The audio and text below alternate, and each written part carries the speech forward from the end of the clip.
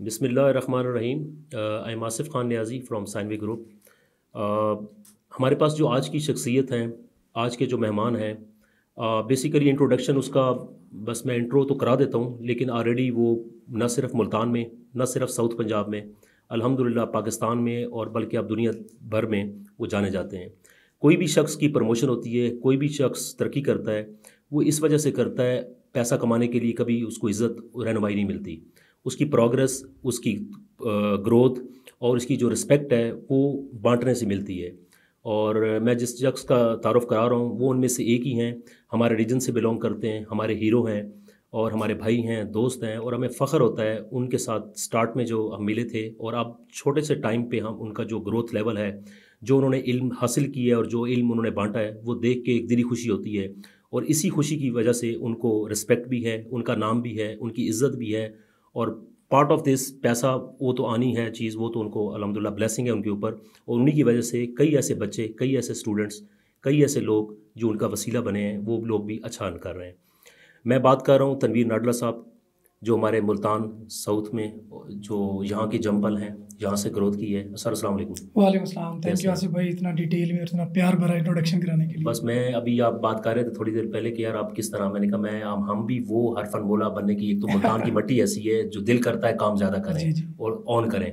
तो आपकी मैंने जब देखी, डिटेल हिस्ट्री देखी, तो मुझे वो अपना वक्त एक याद आया जिस तरह हम स्टार्टअप लिया और गोती हमें क्या क्या चैलेंज आए। बिल्कुल। तो आपका माशाल्लाह मैं वही देख रहा था कि आपकी अभी रिसेंटली आपने हमारे यहाँ PSL में और आपने इसका हमारे हीरोज़ के नाम से आपको अवार्ड मिला और मैं वो मैच का वो सीन मुझे ज़बरदस्त लगा। बाकी मैच तो मैंने नहीं देखा, वो एंड में वो झलक मेरे सामने आ गई, वो मुझे देख के बड़ा ज़बरदस्त लगा और मैं बड़ा फ़ख्र महसूस किया। We have our pride of you और हमें बहुत खुशी हुई है। हमें you already did a lot of for Multan, for south and the Pakistan and the student of. तो आपकी मैं वही देख रहा था कि आपके डिजिटल मार्केटिंग में आपकी एक्सपर्टीज़ हैं, आपकी SEO में आपकी जो स्पेशलाइजेशन है और वो इल्म आपने हासिल भी किया और जिस तरह आप बांट रहे हैं माशाल्लाह। और आपकी जो अचीवमेंट है प्राइड ऑफ पाकिस्तान, आप 2022 में और टॉप ब्लॉगर रहे हैं पाकिस्तान में 2019 में। अब मैं एक आपका वो, अभी बहुत सारी चीज़ें इंसान को भूल जाती हैं, लेकिन आपकी ये 4-5 फीचर्स जो है, मेन स्ट्रेंथ है, वो कहीं बैठे हों तो फिर रिकॉल्स होती हैं, कहीं सामने आते हैं तो फिर होती हैं। तो ये 5 कहने को तो आसान है, लेकिन मैं समझ सकता हूँ as a owner, as a businessman, as a जो हार्ड वर्कर हैं कि यार हमने ये सफ़र कैसे काटा है। ऐसा ही है, बिल्कुल ऐसा। Sir welcome again. Thank you Asif भाई, बहुत शुक्रिया। तो मैंने तो आपका तारुफ इतना दे दिया, 1 मिनट में ख़त्म हो गया, लेकिन इसके लिए कितने साल लगे और आप स्टार्ट से अब तक क्या बेसिक चैलेंज हुए, क्या ऐसे की पॉइंट्स थे जो आजकल के बच्चे भी सुनना चाहते हैं कि हम रातों रात अमीर हो जाएं, तो आप अपने लफ्ज़ों में बताएं थोड़ा सा कैसे आपका। पहली बात, बहुत शुक्रिया आपने इतना ऑनर दिया और बुलाया मुझे। देखें, ये जो ओवरनाइट सक्सेस है ना, ये आजकल बहुत ज़्यादा एक हमारे यूथ के अंदर इसकी बहुत ड्रीम देखा जाता है कि हमने किसी को देखा कि उसकी कोई सक्सेस स्टोरी आई, किसी की हमने गाड़ी उसके पास देखी, तो हम चाहते हैं कि बस ये जहाँ पे पहुँच गया है ना, तो हम भी फ़ौरन कल के कल यहाँ पे पहुँच जाएं। हम उसकी बैकग्राउंड स्टोरी, उसकी लाइफ की स्ट्रगल्स, उसने किन किन चैलेंजेस को फेस किया, वो हम देखना नहीं चाहते। तो ये अनफॉर्चुनेट भी है एक तरह से। तो पहली चीज़, मैं आजकल वैसे बहुत ज़्यादा कोशिश भी कर रहा हूँ कि अपनी यूथ को ये बताऊँ कि ओवरनाइट सक्सेस एग्जिस्ट ही नहीं करती। इवन आपको टिकटॉकर नज़र आते हैं जी, वो उन्होंने कोई एक वीडियो बनाई और वो रातों रात वायरल हो गई, मिलियंस में पहुँच गए। वो भी रातों रात नहीं वायरल हुए, उनके पीछे उनके सैकड़ों ऐसी वीडियोज़ थी जिनमें उन्होंने अटैम्प्ट की थी कि हम वायरल हो जाएं, नहीं हो सके। वो 100 वीडियोस के बाद उनकी कोई एक ऐसी वीडियो आई जो वायरल हो गई। तो इसी तरह जब आप किसी भी बिज़नेस को स्टार्ट करते हैं, हमारी सराइकी की एक मिसाल है, पहले चट्टी वल हट्टी, पहले चट्टी खट्टी वल हट्टी, पहले चट्टी वल हट्टी वल खट्टी, वल खट्टी, हाँ कमाई, हाँ कमाई जो है वो आखिरी फेज है। तर्जमा भी साथ करें ना किसी को। हाँ कि पहले जो है ना वो आप पे लाइबिलिटी है, हमें सर्व करना पड़ता है, लगाना पड़ता है। यस, फिर जो है ना वो आपकी शॉप है और उसके बाद जो है वो कमाई, प्रॉफिट, वो आउटपुट आएगा। तो इस बात को मद्देनज़र रख के ही आप अपनी लाइफ में कुछ कर सकते हैं। अदरवाइज़ पिछले दिनों मुझे एक दोस्त की कॉल आ गई, तो वो कह रहे जी मुझे कोई साइबर क्राइम में बंदा है आपका। मैंने कहा है, क्यों, खैरियत? कहते जी मेरे साथ फ्रॉड हो गया। क्या फ्रॉड हुआ है? कहते जी मेरे कोई 12-15 हज़ार डॉलर जो है डूब गए। मैंने कहा हुआ क्या? कहते मुझे किसी ने बताया था कि वो एक वेबसाइट है, वहाँ पे अगर आप क्रिप्टो करेंसी ख़रीद के वहाँ पे रखें तो वो 15 दिनों में डबल हो जाती है। तो जिसने मुझे बताया वो खुद भी ले चुका था उससे पैसे, तो इस लालच में आके ना मैंने भी ले लिए और वहाँ पे रख दिए। अब जब मैं विदड्रॉ करवाने गया तो उन्होंने कहा जी विदड्रॉल फीस है $200। कहते मैंने $200 मामूली थे, मैंने दे दिए। अब जब फिर भी मुझे रिसीव ना हुई अमाउंट तो उन्होंने कहा जी अब $500 है।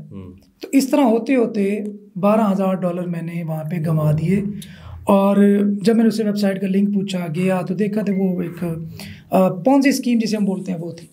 तो ये जो ओवरनाइट सक्सेस का एक कीड़ा है ना, ये आई थिंक अच्छा है। हर किसी के अंदर एक ड्रीम होनी चाहिए, ख्वाहिश होनी चाहिए कि मैं कामयाब हो जाऊँ, लेकिन एक प्रोसेस होता है, एक रास्ता होता है, उसके अंदर गुजरना पड़ता है, ग्राइंड होना पड़ता है, देन आप कहीं पे पहुंच सकते हैं। तो मेरी लाइफ में भी डेफिनेटली जो आपको और हम इस रीजन के लोगों को जो चैलेंजेस दरपेश हुए, मुझे शायद उससे भी ज़्यादा थे, क्योंकि मैं देहात में रहता था, कोई ऐसा बैकग्राउंड नहीं था, कोई आइसोलेशन में एक टाइम गुजरा, मतलब करीब करीब लोग भी कोई नहीं होते थे। मेरे वाले साहब माइग्रेट कर गए, थोड़ा सा साइड पे चले गए। तो बहरहाल किन किन चीज़ों को जो है ना याद करके, लेकिन एंड यही है कि आपने वो जो टाइम गुजारा ना, वो जो आप टाइम को स्टार्टअप जो आपका था और अब है, अब हम अगर अप टू डेट आपको लें या आपसे करें तो वो बहुत हिस्ट्री है, सफ़र है जो पीछे मुड़ के देखें तो आपने काटा बहुत ज़्यादा।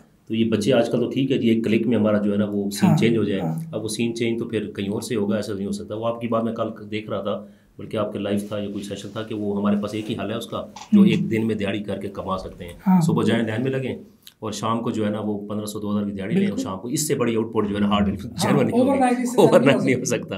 अदरवाइज आपको टाइम पे प्रोसेस करना पड़ता है। वो एक क्लिक होगा, हाँ वो हज़ारों में से, वो 100 में से, वो सैकड़ों में से एक क्लिक होगा, यू हैव टू पे बैक, वो आपको एक बार सकता है। वो भी पूरा ग्राइंड होगा, एक प्रोसेस से गुजरेंगे ना। ऐसे ही है। वो एक चोट लगाने के लिए सही जगह पे आपको 100 चोटें पहले लगानी पड़ती हैं, जिसमें आप फेल होते हैं, जिसमें आप स्ट्रगल करते हैं, देन आप उस चोट पे पहुंचते हैं कि जो सीधी लगेगी और बिल्कुल काम हो जाएगा। बड़ा हार्ड वर्किंग है आपका, बड़ा जर्नी है। अब हम उसकी एग्जांपल यही है कि अब जब स्टार्टअप हुआ हमारा भी, एडवर्टाइजिंग से लेकर वो एक बेस स्टार्ट हुई थी एक उसकी, उससे लेकर अब तक कितना जर्नी है, ये वही जान सकता है जो पता है। कहने का तो एक एजेंसी है, एक आई स्किल्स है, तो वो उसका जो एक पूरा टर्नओवर है, उसका जो जर्नी है। खैर बहरहाल अच्छी बात ये है कि आपने जो साथ एक खुद सफ़र शुरू करें, और आपकी बात ये है कि उसको साथ अपने लोगों को लेके चलें, वो बड़ा अच्छा काम किया। जो हमारे बच्चे साथ हैं, जो लगे हुए हैं। नहीं, वो यूँ हुआ था कि 2008 में ना, मैं आपको बताऊँ थोड़ा सा आपकी ऑडियंस की लर्निंग के लिए। 2008 में मेरा आई थिंक 4th सेमेस्टर था, तो तब तक ना मैं पैसे कमाने लग गया था। 2008 तक? 8 में 2006 में एडमिशन हुआ था, 2008 तक मैं पैसे कमाने लग गया था। और मैंने वाले साहब को कहा था, 2007-6 की बात है, कि मुझे आप फ़ी देते रहें। कॉन्सेप्ट नहीं था ना हमारे यहाँ कि 25-30 हज़ार अच्छा फ़ी भी होती है, ये बंदा खुद खाने के चक्कर में है। तो मैंने उन्हें वादा किया था कि आप फ़ी पे करते रहें। मैं आपसे ये प्रॉमिस करता हूँ कि 2010 मतलब जब मैं ग्रेजुएट होने से पहले तक मैं 1 लाख रुपये महीना रुपीज़ कमा रहा हूँगा। तो वो मुस्कुराते थे, हंसते थे मुझ पर कि बंदा जो है ना वो चूना लगा रहा है मुझे, और वो पैसे लेने के लिए पता नहीं क्या क्या कह रहा है। तो 2010 तक पहुंचते हुए अल्हम्दुलिल्लाह मैं उससे भी कहीं ज़्यादा जो है ना अर्निंग स्टार्ट हो गई थी। अब वहाँ पे कुछ बच्चे आते थे मेरे पास ना, कोई फाइनल ईयर प्रोजेक्ट के लिए आता था, क्योंकि मैं प्रोग्रामिंग में बहुत अच्छा था। फिर उसके बाद अपना काम किया। फिर 2015 में एक फ़ेज़ आता है जब आप आइसोलेशन में बैठ के काम करते हैं। फिर जब आप एक फ़ेज़ में लेट्स सपोज पैसे कमाने हैं, तो गाड़ी बंगला लेना है, घर लेना है, कुछ भी करना है, तो उस फेज़ से फिर आप ऊपर चले जाते हैं।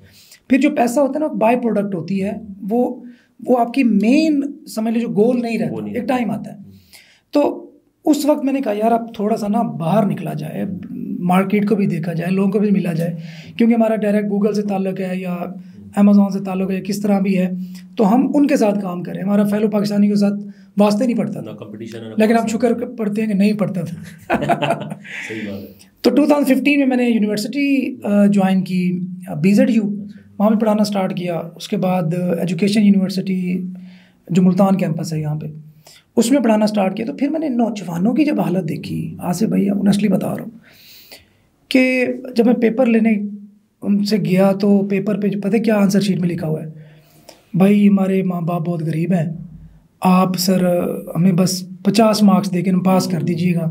और कुछ भी नहीं लिखा हुआ, ब्लैंक शीट खोल के ये लिखा हुआ है कि बस। दूसरे कह रहे हैं कि बस जी मैं बीमार था तो इसलिए मैं पढ़ नहीं सका, तो मुझे पास कर दीजिएगा। मैंने कहा यार ये तो शॉर्टकट। मैंने कहा अच्छा, फिर कॉल्स आ रही हैं, किसी एमपीए की कॉल आ रही है, किसी एमएनए की कॉल आ रही है। मैंने कहा यार मैं तो हूँ सेल्फ मेड, मेरी ये जॉब, मैं तो वैसे एक शौक पूरा करने आया हूँ। तो जो बेचारे यहाँ पे फुल टाइम टीचर्स हैं, क्या वो ये प्रेशर हैंडल कर पाते होंगे? इवन मैंने देखा कि मेरा दोस्त था, उसने पढ़ाना स्टार्ट किया कि एक लड़का है, उसने पिस्टल रख दिया मेज़ पे कि सर ये बच्चा है मेरा, तो इसको आपने पास कर लिया। तो बड़ी इस तरह की इंसिडेंट है। आप क्या क्या तो मेरे ऐसे भी होते हैं, आप देहाती हमारे होते हैं, तो वो पूरे खाने का सामान, सब्जियां, पता नहीं क्या वो तो हम भी पहुंचाते रहे स्कूल लाइफ में। वो फिर आपको वही शॉर्टकट ये भी है। अच्छा, ये वो काम है पॉजिटिव कि उसमें फिर नाराजगी भी नहीं होती, डंडा भी नहीं बनता, काम आपका हो जाता है, काम आपका, मतलब वो हमारा पूरी सोसाइटी बन गई है ना।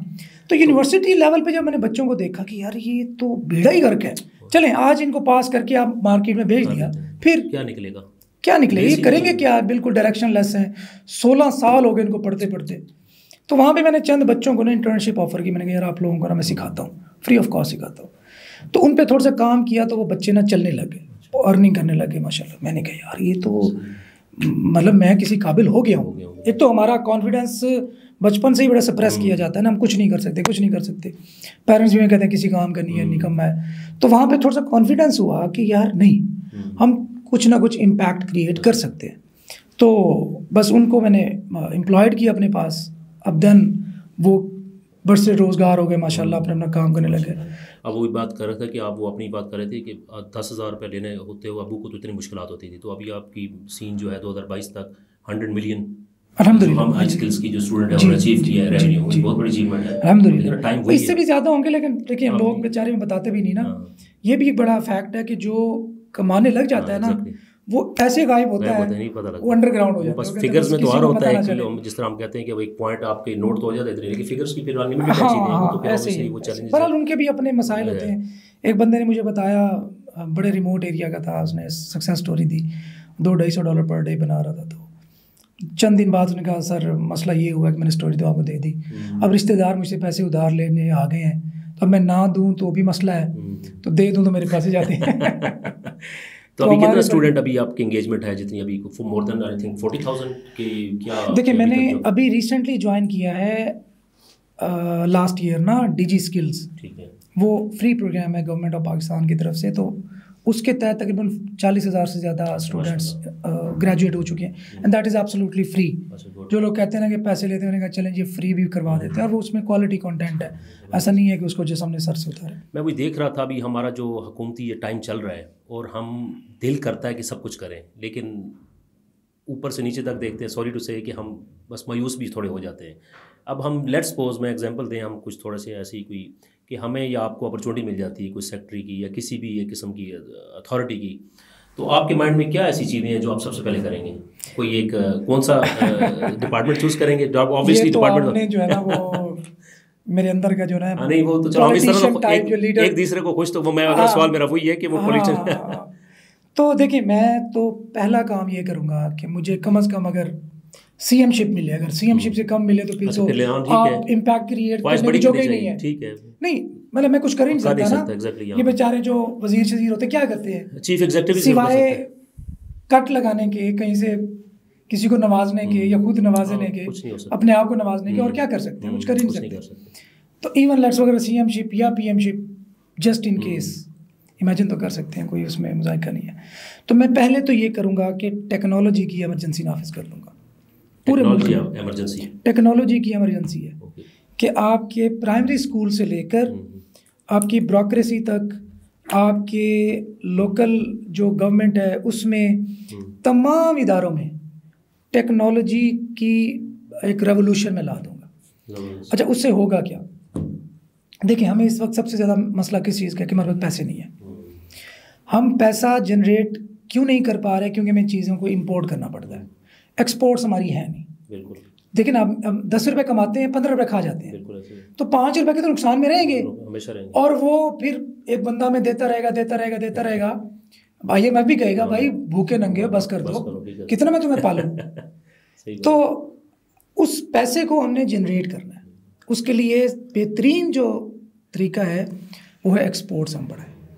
इसकी एग्जांपल मैं अब आपकी बात काटूंगा। आपने भी थोड़ी देर पहले वही बताया कि आपके अबू की एग्जांपल ली कि भाई फीडिंग हो रही है, कोई लिमिट तक होगी ना, नहीं तो वो भी शक करेगा कि पैसा जा कहाँ रहा है मैं जो देता हूँ। एंड द एंड ऑफ आपने खुद सोच लिया अपने माइंड से यार मुझे कुछ करना है, एक तो मैं लेट डाउन ना हूँ, मुझे को प्रूफ भी करना है, और वो कैसे उसका इम्पैक्ट देखें, इसी शॉट को देख लें। यही एग्जाम्पल हम नेशनल वाइड अब कर लें, वही IMF है, फीडिंग कर रहा है और कब तक करता रहेगा और हमें समझ नहीं आ रही।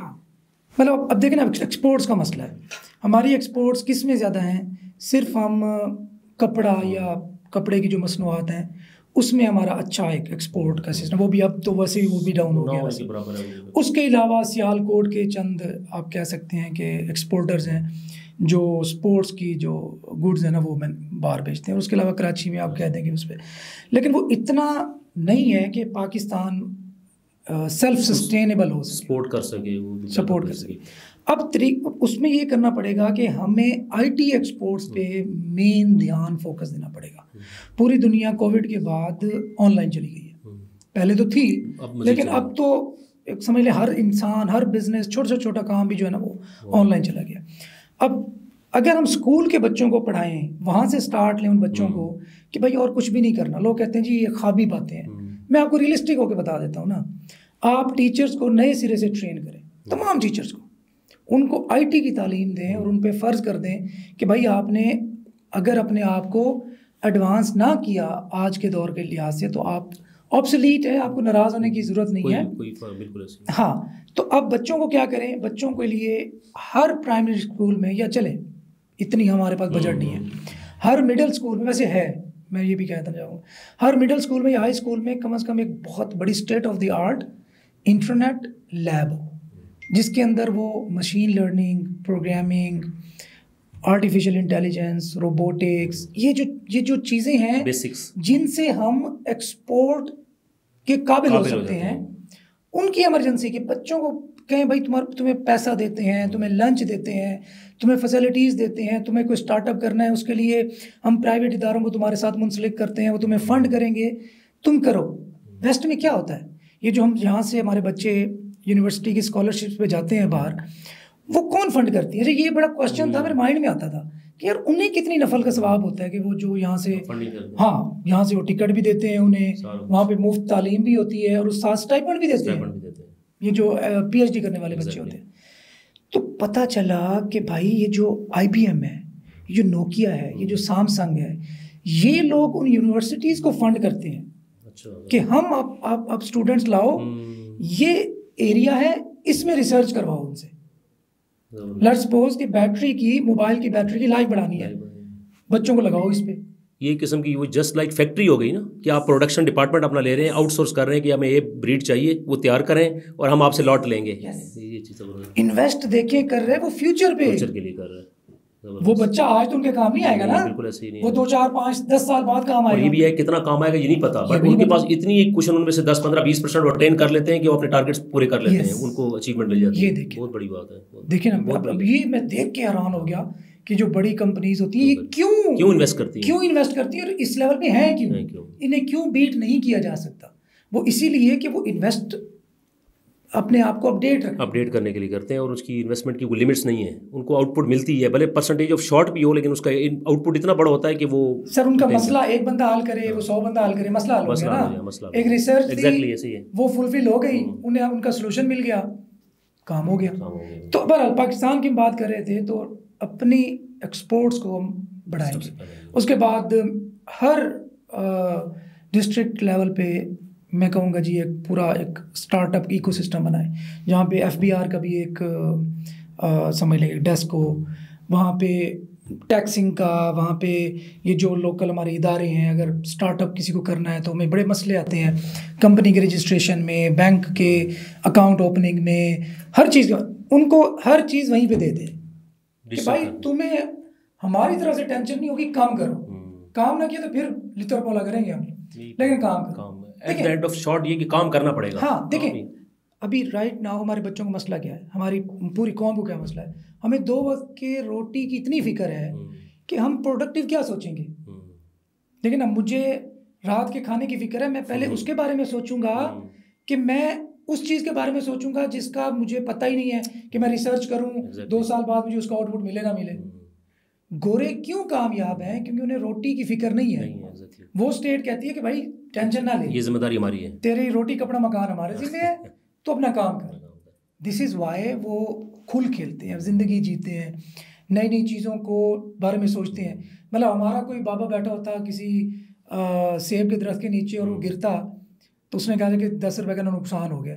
ये तो वो बाबा जी थे ना जिन्होंने कहा कि यार अच्छा कशिश शकल है, कोई चीज़ है, तो तभी ये सारा सिस्टम चल रहा है। तो बहरहाल ये चीज़ें हैं। बहरहाल यही बेसिक एंड हमारा कंक्लूड वहीं हुआ जहाँ से स्टार्ट हुआ था कि एफर्ट्स, हार्ड वर्किंग और आपको इनिशिएटिव लेना पड़ेगा, चाहे वो हमें इंडिविजुअल को लें, चाहे हम पाकिस्तान को लें और हमारी यूथ को लें, ये तो करना ही होगा।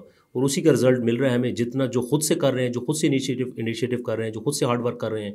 वो सपोर्ट किसी की है नहीं है, किसी के फादर की नहीं है, किसी की फ्रेंड्स की नहीं है, किसी की कम्युनिटी की नहीं है, किसी की नेशन की नहीं है, तो वो कौम। लेकिन अगर बहुत अच्छा हो जाए, जो हमारी इतनी हार्ड, इतना जोर लग रहा है, आप इंडिविजुअली कर रहे हैं। अच्छा, ये सपोर्ट की भी वैसे आपकी बात काट रहा हूँ, सपोर्ट का भी हमने देखे ना, हमारी यूथ की एक और प्रॉब्लम है कि हम बंदा ढूंढ रहे होते हैं जिसको ना अपनी नाकामी का जिम्मेदार ठहरा सके। कभी हम कहेंगे जी स्कूल का टीचर अच्छा नहीं था, कभी हम कहेंगे कि ये डीसी कमिश्नर अच्छा नहीं था, कभी कुछ कहेंगे। ब्लेम गेम जो है ना, जिसमें हम अपने आप को ये कह सकें कि हम अफलातून थे, इस फलां बंदे की वजह से हम रह गए। ये भी एक और एस्पेक्ट है ना हमारी यूथ का। तो देखिए, आप जब तक इन चीज़ों से नहीं निकलेंगे, मैं इसको बोलता हूँ कि अपनी लाइफ का ना चार्ज लो। जो आप अपनी लाइफ का चार्ज लेते हैं तो आपको अपने ऊपर रिस्पॉन्सिबिलिटी फील करनी पड़ती है। जब रिस्पॉन्सिबिलिटी फील करते हैं, आपकी पूरी बॉडी को आप सिग्नल दे रहे हैं कि नहीं, you will have to do effort. कोई आपको बचाने नहीं आएगा, कोई आपके बिहाफ पे काम करने नहीं आएगा, you will have to do it. तो पूरी बॉडी जब पूरी जान से एफर्ट लगाएगी, उसका रिजल्ट होगा। अब यही आप समझ लें, जो आजकल के बच्चे जो है ना, वो फीडिंग लेना चाहते हैं कि हमें कोई ऐसा अलादीन का चिराग दें, ये कोई ऐसी पॉइंट्स बताएं उनको कि बात उनकी भी पूरी हो जाए, लेकिन उस प्रोसेस से गुजरना पड़े। बातें तो यही हैं जो हमने की हैं, लेकिन उनकी ज़ुबान में अगर हम बताएं कि बेटा ये कर लें और ये आपको अचीवमेंट मिल जाएगी, इतना पैसे भी आ जाएगा, शोहरत भी आ जाएगी और सब कुछ हासिल कर लोगे, वो क्या अलादीन का चिराग आप उनको देना चाहेंगे बच्चों को? देखिए, अलादीन का चिराग है कंसिस्टेंसी, कि जो कुछ कर रहे हैं ना उसमें मुसलसल, जहद मुसलसल जिसे कहते हैं ना, यही अलादीन का चिराग है। अगर कोई आपको कहता है कि ओवरनाइट सक्सेस है, एक रात में आप करोड़पति बन सकते हैं, तो झूठ है। वो है, वो तो सिर्फ फ्रॉड कर सकता है, चोरी कर सकता है। नहीं, फ्रॉड या बनने के लिए तो टाइम लगता होगा ना हम लोगों को। अब वो उनके माइंड में ये होगा कि आसान काम है, लेकिन उसको देखा जाए उसने पूरी ट्रेनिंग ली होती है इसकी भी, किस तरह हाईजैक करना है, किस तरह अटेम्प्ट किए होंगे, कई जगह पकड़ा गया होगा, मैंने निकलना कैसे है, उसकी भी तैयारी की होगी उसने। वो लास्ट टाइम मैं सुन रहा था, यहाँ से याद आ गया कि कराची के जो स्ट्रीट क्राइम करते हैं ना जो लोग, वो अपना केस खुद लड़ते हैं, वो कानून के इतने माहिर बन चुके होते हैं। चलें जी, बंडल ऑफ थैंक्स तनवीर भाई। इन शॉर्ट में, क्योंकि बातें आपकी बहुत सारी हैं, लेकिन आप रिसाइकल हमें करना है अपनी यूथ को, और नॉकिंग बड़ी ज़रूरी है हर काम की। तो आपकी जो ये चीज़ें थी, हम खुद इट सेल्फ भी हमारे लिए मोटिवेशन है, और एक दूसरे से सीखना है। और हमारा सेशन का ऑब्जेक्टिव ही ये है, हम खुद अभी सीखने की पोजीशन में ग्रो भी कर रहे हैं, लेकिन हमारे अंदर जो वीकनेस है, जो कमी है, हम उसको पॉलिश कर रहे हैं। आसिफ भाई, बहुत शुक्रिया, आपने बुलाया, और यकीन करें मैं तो समझ लें कि भागा चला आया, मैंने तो दूसरा सेकंड ही लिया। और आप जो कुछ काम कर रहे हैं, जितनी यूथ को यहाँ पे आप एम्प्लॉयमेंट दे रहे हैं, उन्हें स्किलफुल कर रहे हैं, और स्किलफुल करने के बाद उनको अकोमोडेट भी कर रहे हैं कि अगर आप में से कोई अच्छा बच्चा है तो हम उसको आप जॉब देने पे भी तैयार हैं। और फिर इतनी आप खिदमत कर रहे हैं कि ऐसे शहरों में बैठ के, जो कि बड़े शहरों की निस्बत यहाँ पे अपॉर्चुनिटीज़ डेफिनेटली कम है। तो हैट्स ऑफ टू यू। अल्लाह ताला आपको मज़ीद बरकतें दे, अल्लाह आपको मज़ीद कामयाब करे, और इसमें हमारी, मेरे लेवल की कोई कंट्रीब्यूशन हो तो ऑब्वियसली सर, ऑब्वियसली इंशाल्लाह आपको बुलाने का, आपको गपशप का सही मकसद भी है, और इसका सलूशन भी हमने मिलके एक दूसरे को सॉल्व करना है। आपकी ज़रूरत बिल्कुल हमारे साथ पड़ रही है, एज ए टीम हम काम करेंगे, और हम इस मुल्तान के लिए, यूथ के लिए, हमारी भी जो ज़रूरत पड़े, हम साथ हैं आपके, और एक एक कारवां इसी तरह बदलेगा। और इंशाल्लाह ताला हमें उम्मीद भी है, पॉजिटिव भी है, हमारा पाकिस्तान इंशाल्लाह ताला ऐसे बदलेगा, और हम ही हैं, हमारी यूथ होगी जो इस नेशन की इंशाल्लाह तकदीर बदलेगी। और हमारी दुआ भी है, और अल्लाह ताला हमारा लिए आसानी भी करेगा और रास्ते भी बनाएगा। Thank you very much, bundle of thanks sir. Thank you. अल्लाह हाफिज़।